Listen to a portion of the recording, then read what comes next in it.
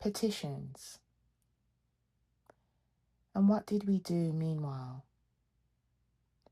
The worst thing we could have done, something much more deserving of contempt than our original offense. We betrayed Amalia. We shook off her silent restraint. We couldn't go on living like that. Without hope of any kind, we could not live. And we began, each in his or her own fashion, with prayers or blustering to beg the castle's forgiveness. We knew, of course, that we weren't in a position to make anything good. And we knew, too, that the only likely connection we had with the castle, through Sortini, who had been Father's superior and had approved of him, was destroyed by what had happened. And yet we buckled down to the job. Father began it. He started making senseless petitions to the village superintendent, to the secretaries, the advocates, the clerks. Usually he wasn't received at all. But if by guile or chance he managed to get a hearing, and how we used to exult when the news came and rub our hands, he was always thrown out immediately and never admitted again. Besides, it was only too easy to answer him. The castle always has the advantage. What was it he wanted? What had been done to him? What did he want to be forgiven for? When and by whom had so much as a finger been raised against him in the castle? Granted, he had become poor and lost his customers, etc. These were all chances of everyday life, and happened in all shops and markets. Was the castle to concern itself about things of that kind? It concerned itself about the common welfare, of course, but it couldn't simply interfere with the natural course of events for the sole purpose of serving the interest of one man.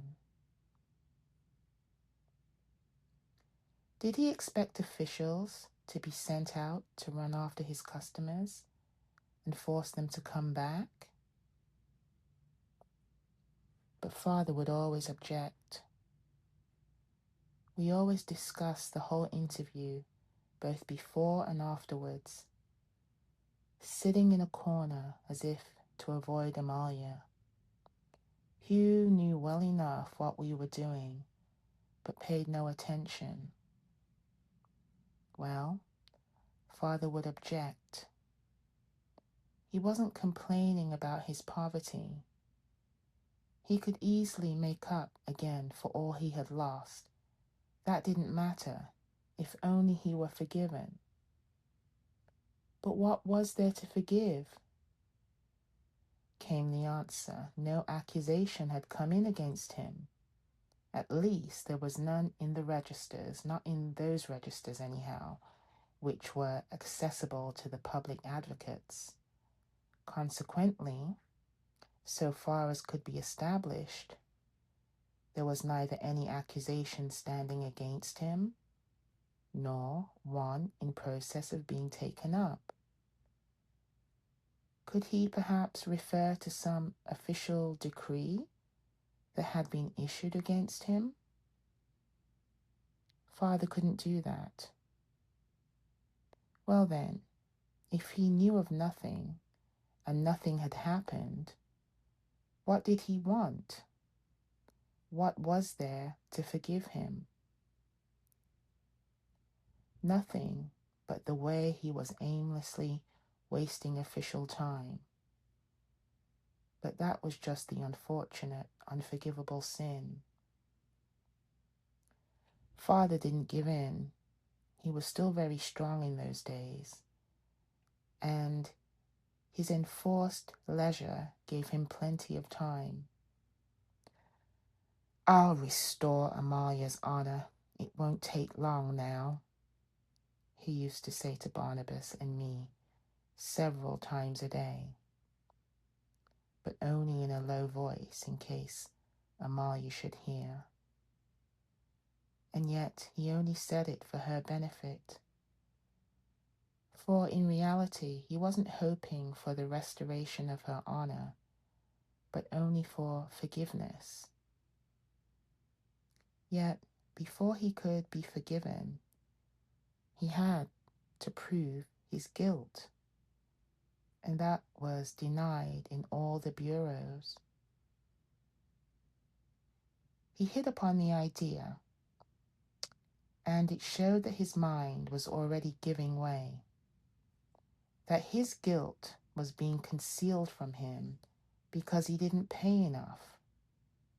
Until then, he had only paid the established taxes, which were at least high enough for means like ours. But now he believed that he must pay more, which was certainly a delusion, for although our officials accept bribes simply to avoid trouble and discussion, nothing is ever achieved in that way. Still, if Father had set his hopes on that idea, we didn't want them upset. We sold what we had left to sell, nearly all things we couldn't do without, to get Father the money for his efforts. And for a long time, every morning, brought us the satisfaction of knowing that when he went on his day's rounds, he had at least a few coins to rattle in his pocket.